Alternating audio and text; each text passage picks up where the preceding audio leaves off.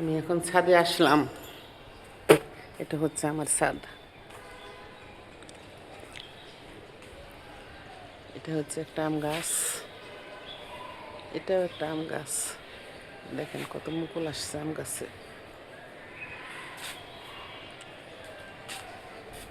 এই তো আমার ছাদের আখ।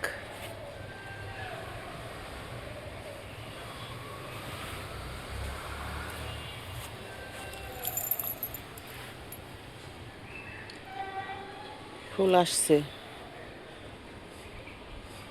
এই গাছে এটা কিন্তু কি গাছ এখন ভুলে গেলাম। এই আম গাছেও ফুল আসছে।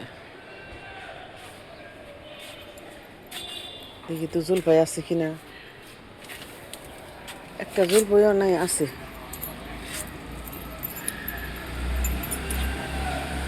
এই তো গতবার অনেক আসছিল, কিন্তু এবার তো জলপাই সব ঝরে পড়ে গেছে। এই যে ছোট ছোট পিচ্ছি পিচ্ছি জলপাই আছে এখনো গাছে, অল্প কয়েকটা আছে এরকম। এই তো এই এবার কম আসছে জলপাই।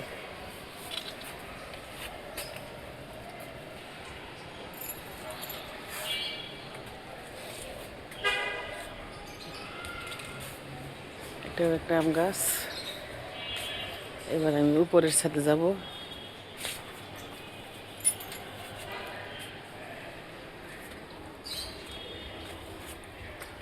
তো আমি উপরের ছাদে যাচ্ছি।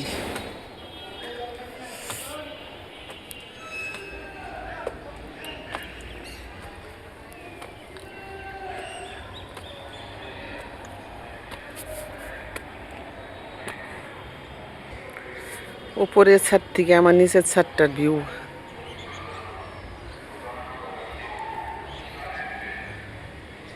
কিরকম লাগতেছে সবাই কমেন্ট করে জানাবেন। আপনারা একটু কমেন্ট করলে, লাইক দিলে আমাদের ভিডিও করার উৎসাহটা আরও বাড়ে। আমরা আরও আপনাদের নতুন নতুন ভিডিও উপহার দিতে পারি, সুন্দর সুন্দর। আমাদেরকে একটু অনুপ্রেরণা উৎসাহ দিবেন। আমার উপরের ছাদের আমড়া গাছ।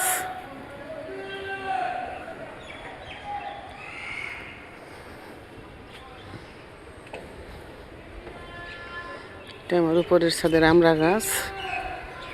এই তো মাশাআল্লাহ অনেক আমড়া আসছে, ছোট ছোট, খাওয়ার উপযুক্ত হয় নাই এখনো। এটা আমার বাতাবি লেবু, মানে সবাই যেটা বলে জাম্বুরা, আমার জাম্বুরা গাছ। তো কত তুলসী পাতা। আমার বিশাল বড় একটা ছাদে গোলাপ গাছ, অনেক গোলাপ ফুটে মাশাআল্লাহ, অনেক গোলাপ ফুটে। এখন একটু কম, অনেক কলি আসছে।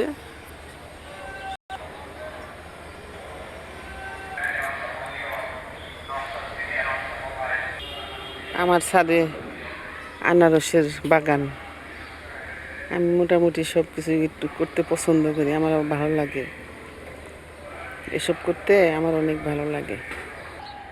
এটা হচ্ছে আমরুজ গাছ, প্রচুর আমরুজ হয়।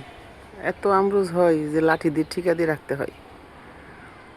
লাল লাল আমরুজ হয়, লাল না খয়েরি কালার একদম, প্রচুর আমরুজ হয়। আলু গাছ, আলু গাছ কিছুদিন আগে লাগাইছি, 6 মাস আগে আলু গাছ লাগাইছিলাম। এত বড় আলু পাইছি একটা, আমি দেখে অবাক যে এই ছোট্ট অল্প মাটির মধ্যে এত বড় আলু হতে পারে, আমি বিশ্বাসও করতে পারি নাই। তারপরে সেই আলুগুলা উঠাইয়ে আবার নতুন করে ডাল বনিয়ে দিছিলাম। দেখেন কত সুন্দর হয়েছে আলু গাছগুলা, মাশাআল্লাহ। আমি একটা দুঃখের কাহিনী বলি। এটা বালতিতে মাটি, একটা আলু গাছ এমনি এমনি উঠছে। আমার পিকো আছে এখানে, এখানে আমার পিকো আছে। আমার পিকো 12 বছর ওকে পালছিলাম। 12 বছর পরে হঠাৎ করে একদিন ও সব সময় আমার শোকেজের উপরে যে শুয়ে থাকতো প্রতিদিন, আমি প্রতিদিন ওকে দুষ্টুমি করতাম শোকেজের উপরে হাত দিয়ে। কাজের সময় যাতায়াত করার সময় দেখতাম ও উপরে লেজ নাড়াচ্ছে, আমার দিকে তাকিয়ে আছে। হঠাৎ করে কুরবানিদের 2 দিন পরে ও শুয়ে আছে, আমি যাচ্ছি, ঠিক অনুরূপ আমি ওকে খোঁচা দিছি আঙ্গুল দিয়ে, যে পিকু, খোঁচা দিয়ে চলে গেছি। ও সব সময় খোঁচা দিলে ম্যাও মা করে বলে ডাক দেয়, বা একটু লেজ নাড়ায়, বা যে কোনো একটা ইঙ্গিত দেয় যে আমি ঠিক আছি। কিন্তু ওই দিন ও নড়াচড়া দিল না, কিন্তু শুয়ে আছে আগের মতো, মনে হয় আমার দিকে তাকিয়ে আছে। আমি আবার ফিরে এসে ওকে আবার ধাক্কা দিছি, যে পিকু, দেখি না পিকু নড়লে না। আমার ভিতরটা হঠাৎ করে মোচড় দিয়ে উঠলো, কি পিকু নড়ে না কেন, কি সমস্যা? তারপর ওকে আমি ভালো করে ডাক দিছি, পিকু পিকু, এই যে আমি। পিকু নড়ে না। ভালো করে করে দেখি না ও ওখানে স্ট্রোক করে বা কোনো সমস্যা হয়েছিল, ওখানে শুয়ে মারা গেছে। ও কোনো অসুস্থ ছিল না বা কোনো সমস্যাও ছিল না, কিন্তু কেন এইভাবে হঠাৎ করে ওভাবে উঠে ওখানে মারা গেছে আমি এখনও বুঝতে পারি না রহস্যটা। আমি ওকে 11 থেকে 12 বছর পর্যন্ত লালন পালন করছি। কি কষ্ট ওর জন্য আমার, সেটা একমাত্র আল্লাহ পাক জানে। যাক, দুঃখের কাহিনী শেষ করে এবার দেখাই আমি আমার আনার গাছ। এই তো আনার গাছ, এখানে একটা চাল কুমড়া গাছ উঠছে।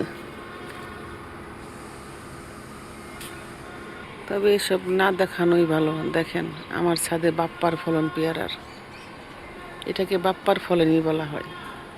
এক একটা ডালে কি পরিমাণে পেয়ারা আসছে। কিছু কিছু কথা জীবনে রয়ে যায়, কিছু কিছু বাসা।